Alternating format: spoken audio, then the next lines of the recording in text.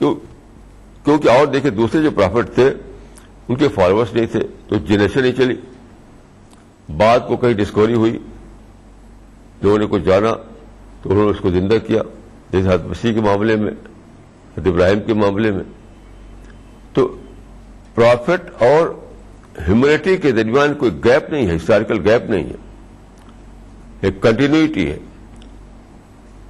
یعنی محمد صلی اللہ علیہ وسلم سے دین کو پایا صحابہ نے, صحابہ سے دین کو پایا تابعین نے, تابعین سے دین کو پایا تبع تابعین نے.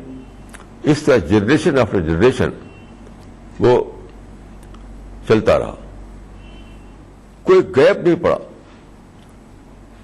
دوسرے جو پرافٹس ہیں ان کے ہاں چونکہ ایسے گروپ نہیں بنا ماننے والوں کا, تو وہاں گیپ پڑ گیا. تو یہ کتنی بڑی بلیسنگ ہے خدا کی.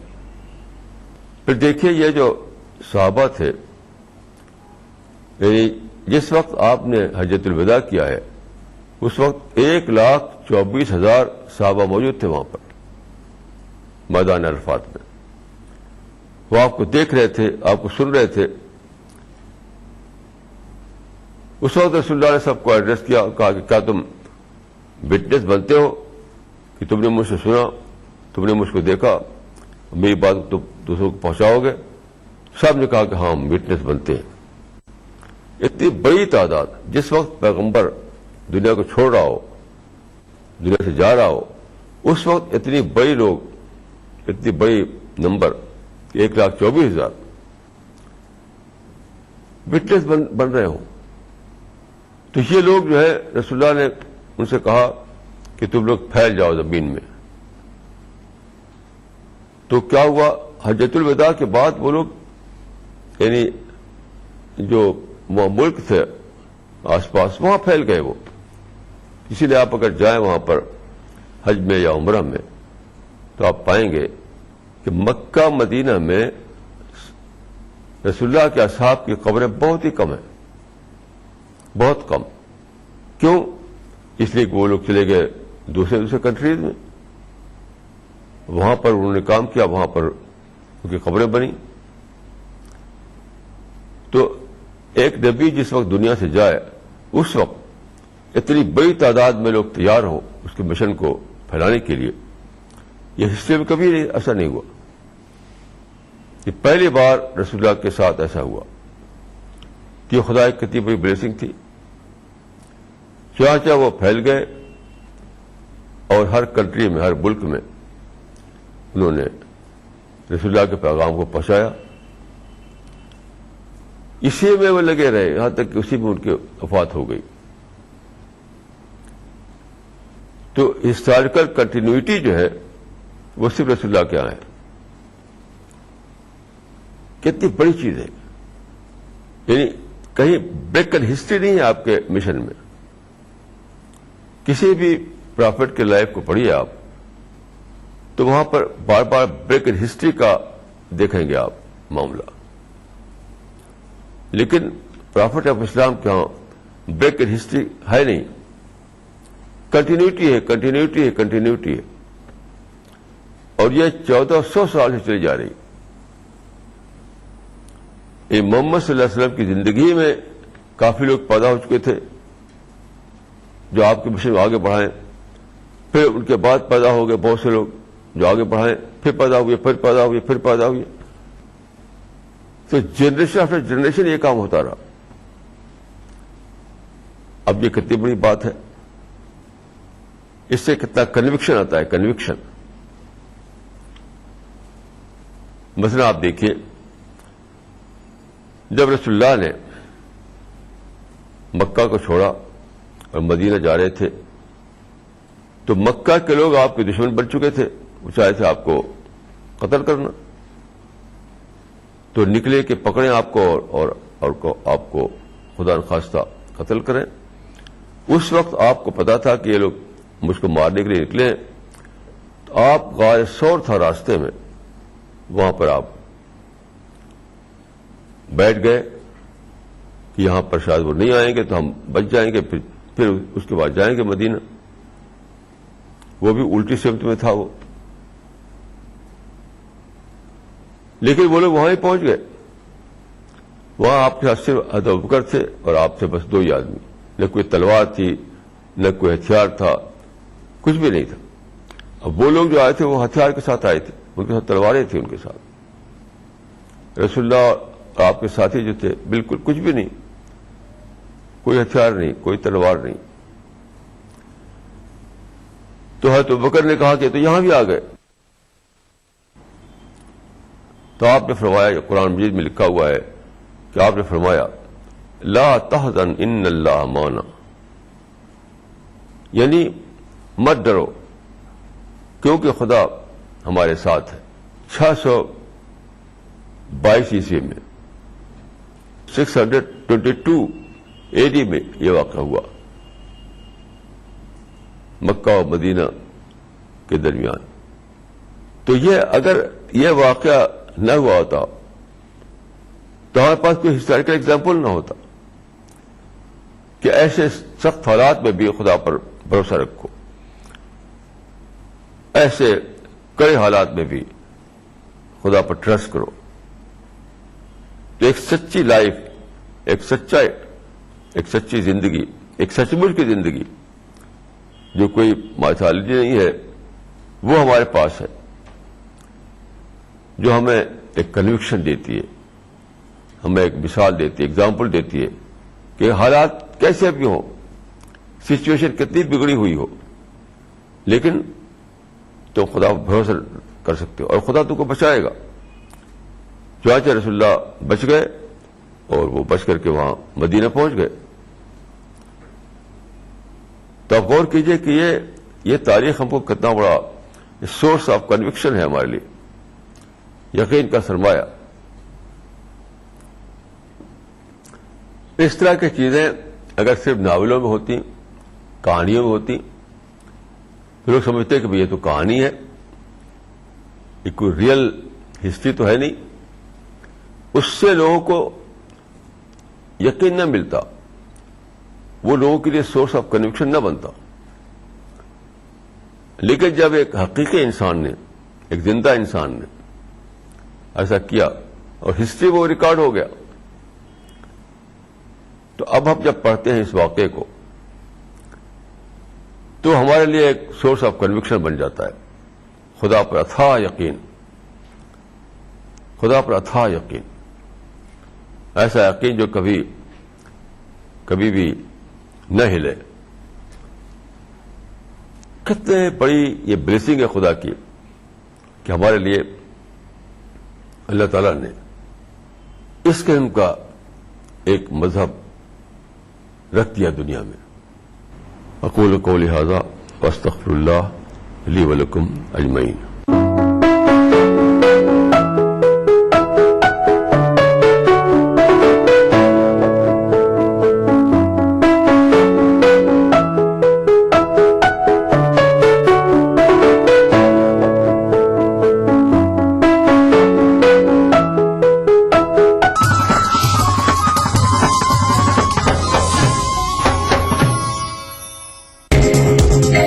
اردو پر اگلا پروگرام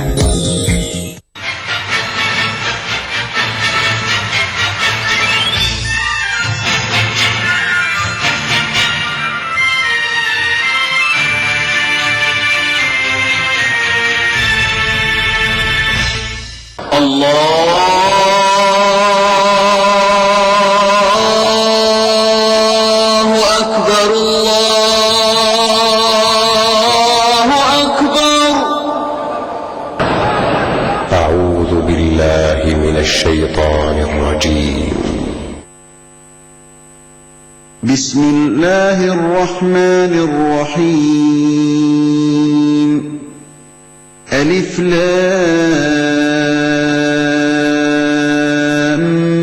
ميم. تلك آيات الكتاب الحكيم.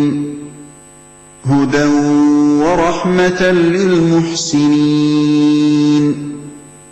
الذين يقيمون الصلاة ويؤتون الزكاة وهم بالآخرة هم يوقنون أولئك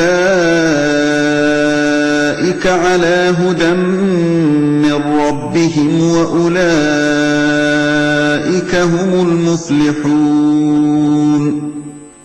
ومن الناس من يشتري لهو الحديث ليضل عن سبيل الله بغير علم ويتخذها هزوا أولئك لهم عذاب مهين وإذا تتلى عليه آياتنا ولى مستكبرا كأن لم يسمعها كأن في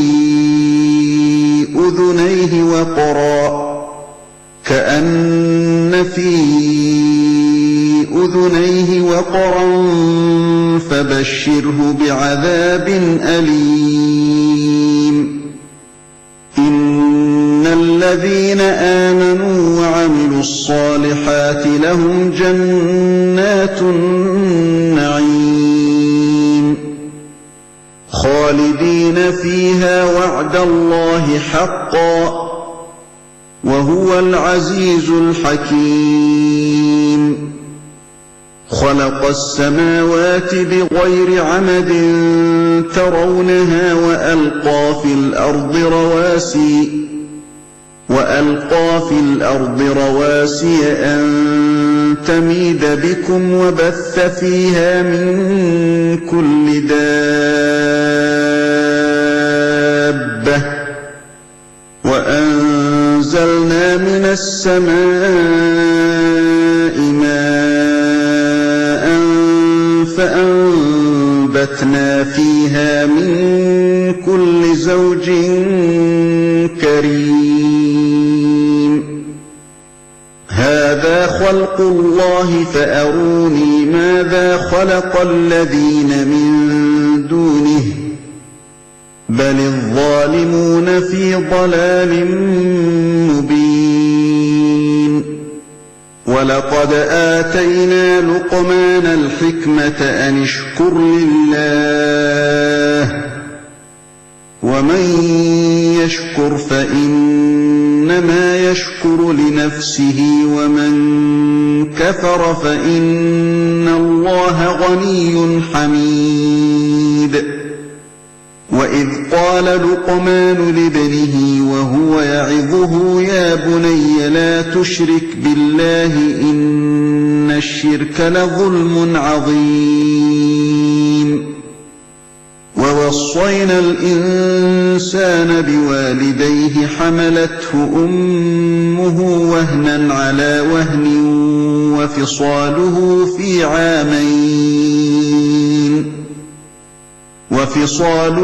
في عامين أن اشكر لي ولوالديك إلي المصير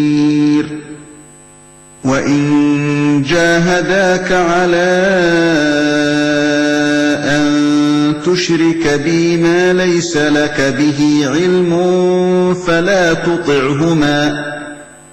فلا تطعهما وصاحبهما في الدنيا معروفا واتبع سبيل من أناب إلي ثم إلي مرجعكم فأنبئكم بما كنتم تعملون يا بني إنها إن تك مثقال حبة من خردل فتكن في صخرة أو في السماوات أو في الأرض يأت بها الله إن الله لطيف خبير يا بني أقم الصلاة وأمر بالمعروف وانه عن المنكر واصبر على ما أصابك إن ذلك من عزم الأمور ولا تصعر خدك للناس ولا تمش في الأرض مرحا إن الله لا يحب كل مختال فخور وقصد في مشيك واغضض من صوتك إن أنكر الأصوات لصوت الحمير ألم تروا أن الله سخر لكم ما في السماوات وما في الأرض وأسبغ عليكم نعمه ظاهرة وباطنة ومن الناس من يجادل في الله بغير علم ولا هدى ولا كتاب منير وإذا قيل لهم اتبعوا ما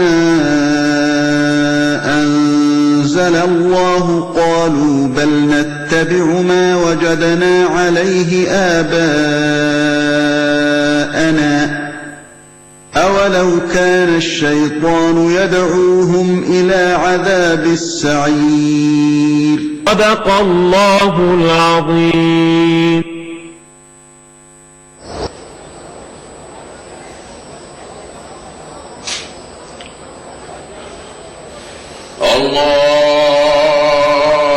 الله أكبر الله أكبر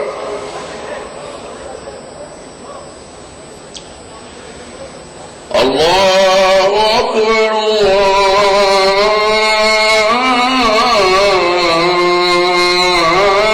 الله أكبر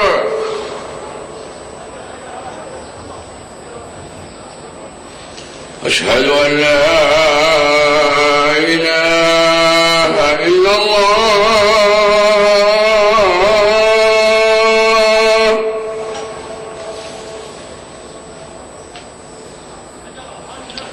أشهد أن لا إله إلا الله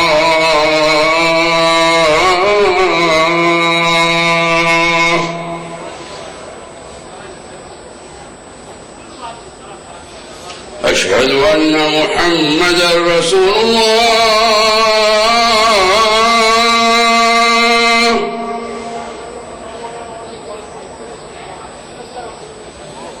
أشهد أن محمدا رسول الله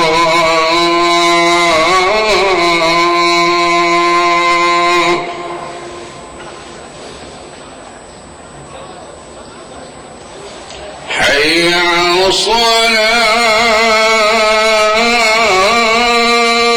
الصلاة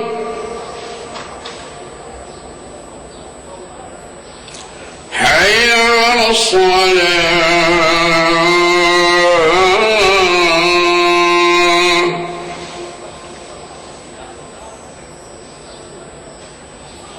حي على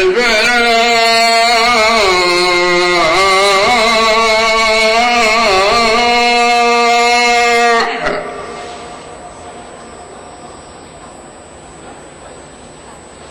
حي على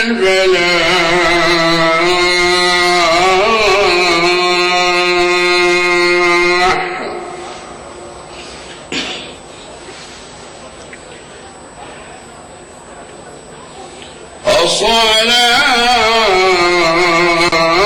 الصلاة خير من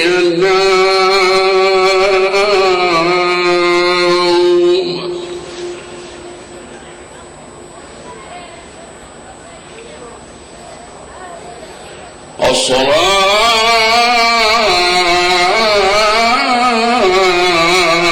الصلاة خير من النوم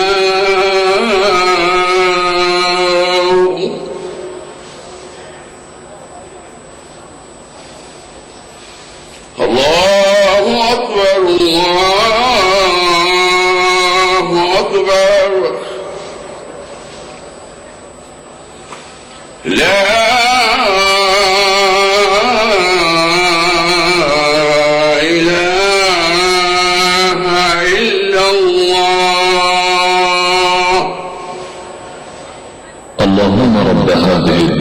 التامة والصلاة القائمة آت محمدا الوسيلة والفضيلة وابعثه اللهم المقام المحمود الذي وعدته. رضينا بالله ربا وبالإسلام دينا وبمحمد صلى الله عليه وسلم نبيا ورسولا. نودي لصلاة الفجر من المسجد الحرام في مكة المكرمة. الله أكبر الله أكبر، أشهد أن لا إله إلا الله، أشهد أن محمدا رسول الله. حي على الصلاة، حي على الفلاح، قد قامت الصلاة، قد قامت الصلاة. الله أكبر الله أكبر، لا إله إلا الله. استووا، أقيموا صفوفكم واعتدلوا، سووا صفوفكم وسدوا الخلل. الله أكبر الله أكبر.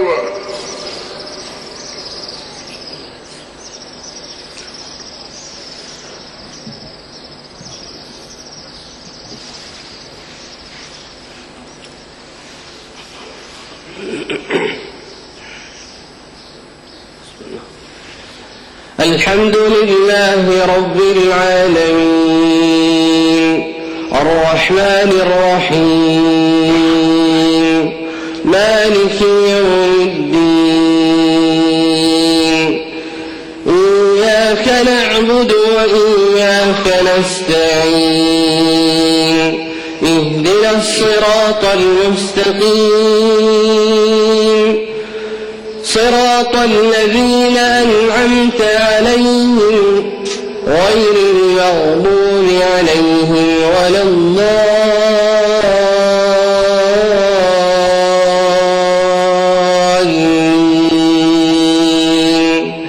آمين.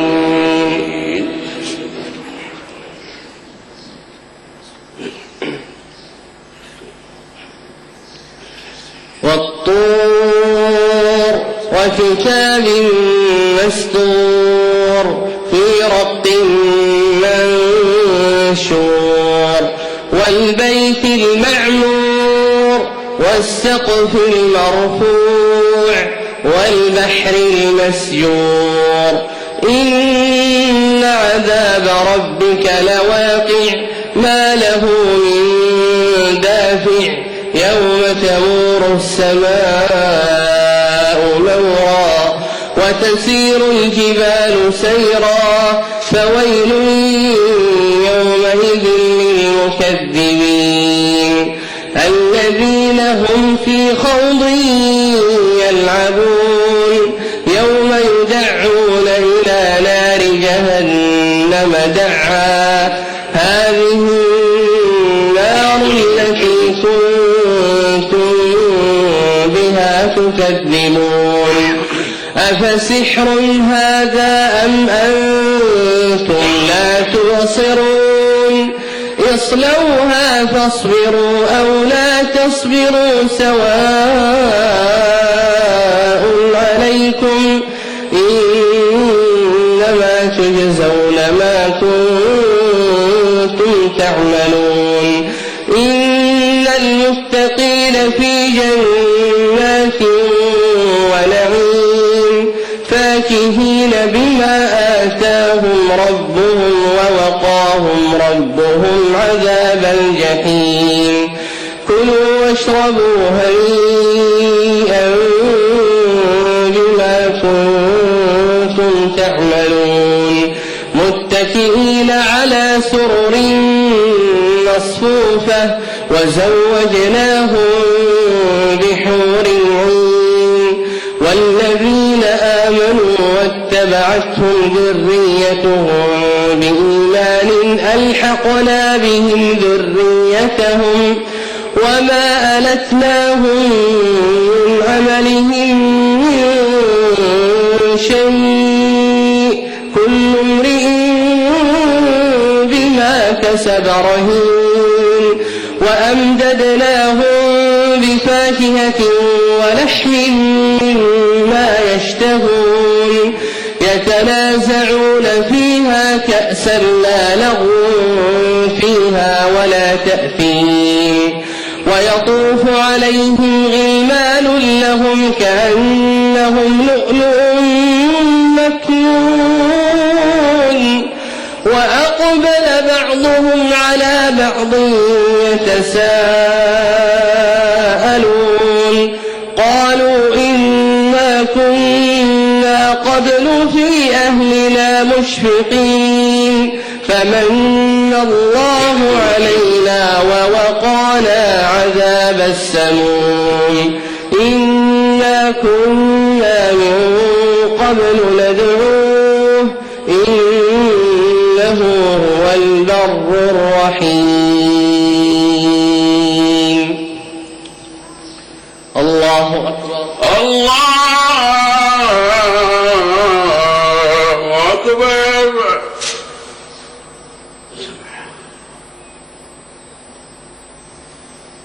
سمع الله لمن حمده. ربنا ولك الحمد.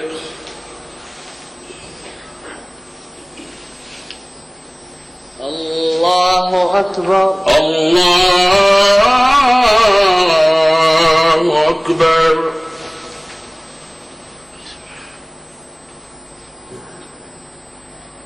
الله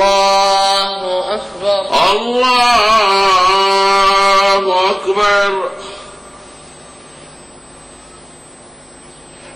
الله أكبر. الله أكبر. الله أكبر.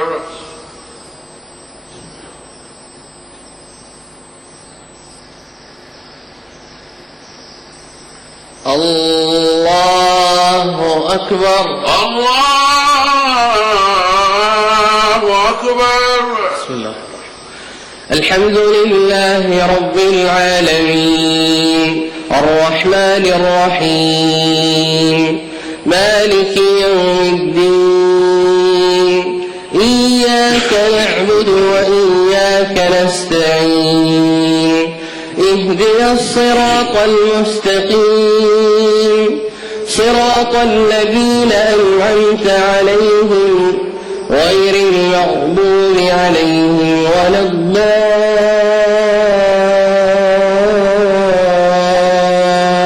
الضالين آمين. فذكر فما أنت بنعمة ربك بكاهن ولا مجنون أم يقولون شاعر نتربص به ريب المنون قل تربصوا فإني معكم من المتربصين أم تأمرهم أحلامهم بهذا أم هم قوم طاغون أم يقولون تقوله بل لا يؤمنون فليأتوا بحديث مثله كانوا صادقين أم خلقوا من غير شيء أم هم الخالقون أم خلقوا السماوات والأرض بل لا يوقنون أم عندهم خزائن ربك أم هم المسيطرون أم لهم سلم يستمعون فيه فليأت مستمعهم بسلطان مبين أم له البنات ولكم البنون أم تسألهم أجرا فهم من مغرم مثقلون أم عندهم الغيب فهم يكتبون أم يريدون كيدا فالذين كفروا هم المكيدون أم لهم إله غير الله سبحانه